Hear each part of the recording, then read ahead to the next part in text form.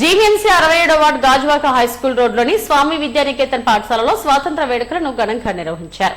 మాజీ కార్పొరేటర్ పల్లా శ్రీనివాసరావు జాతీయ జెండాను ఆవిష్కరించారు. విద్యార్థులు ప్రదర్శించిన సాంస్కృతిక కార్యక్రమాలు ఆకట్టుకున్నాయి. దేశానికి ఉపయోగపడేలా విద్యార్థులు ఎదగాలని వక్తలు అన్నారు. ఈ కార్యక్రమంలో ప్రభుత్వ వైద్యాధికారి డాక్టర్ హేమలత, తుంపాల శ్రీరామ్, పాఠశాల ప్రిన్సిపల్ లక్ష్మణస్వామి, కరెస్పాండెంట్ దేవి పలువురు పాల్గొన్నారు. ఈ 80 స్వాతంత్ర దినోత్సవ వేడుకలకి విచ్చేసినటువంటి మనం ఈ 80 స్వాతంత్ర దినోత్సవ వేడుకలు జరుపుకుంటున్నామంటే అనేక మంది వాళ్ళ ప్రాణాలు తృణప్రాయంగా ఈ రోజు కోసం అనేది విడిచిపెట్టడం వలన ఈరోజు మనం ఇంత ప్రశాంతంగా ఈరోజు ఈ కార్యక్రమం నిర్వహిస్తున్నాం.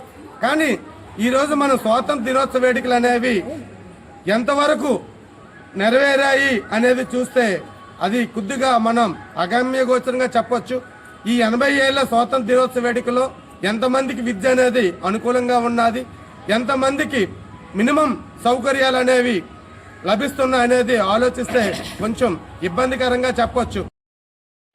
ఇది మన దేశానికి స్వాతంత్రం వచ్చి ఈ 80 సంవత్సరాల్లో మనం ఏం సాధించాం అన్న దాని మీద చూసుకుంటే ఈరోజు ప్రపంచానికే సమాధానం ఇచ్చే స్థాయిలో భారతదేశం ఉంది. ఈరోజు విద్యార్థులు భారతీయులందరూ కూడా ప్రతి దేశంలో కూడా ఈరోజు జాబ్స్ చేస్తున్నారంటే దానికి మెయిన్ కారణం విద్యాలయాలు. దేవి గారికి అట్లాగే విద్యార్థులు చాలా చైతన్యవంతం అయితే సమాజంలో అనేక మార్పులు వస్తాయి. మే 15 సుప్రీంకోర్టు న్యాయమూర్తి విద్యార్థులను ఉద్దేశించి, యువతను ఉద్దేశించి కాక్రోజ్ అని అన్నందుకు మధ్యప్రదేశ్ చెందిన అభిజిత్ అతను అమెరికాలో స్కాలర్షిప్లో చదువుకుంటున్న ఒక విద్యార్థి. స్వతంత్ర దినోత్సవ శుభాకాంక్షలు తెలియజేస్తూ మరి స్వామి స్కూల్ ప్రిన్సిపల్ గారు అయినటువంటి లక్ష్మణ స్వామి గారు ఈరోజు మరి స్కూల్లో నిర్వహించినటువంటి స్వాతంత్ర వేడుకల్లో పాల్గొన్నందుకు మాకు చాలా సంతోషంగా ఉంది.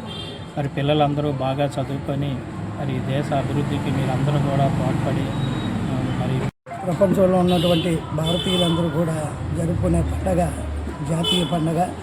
మరి ఈ పండుగలో కుల మత రాజకీయాలకు అతీతంగా మరి దేశంలో ఉన్నవారే కాదు ప్రపంచ దేశాల్లో ఉన్న భారతీయులందరూ కూడా చక్కగా విద్యా విధానాన్ని కానీ అలాగే న్యాయ వ్యవస్థలో కానీ ఈ దేశానికి సహాయ సహకారాలు అందించాలి.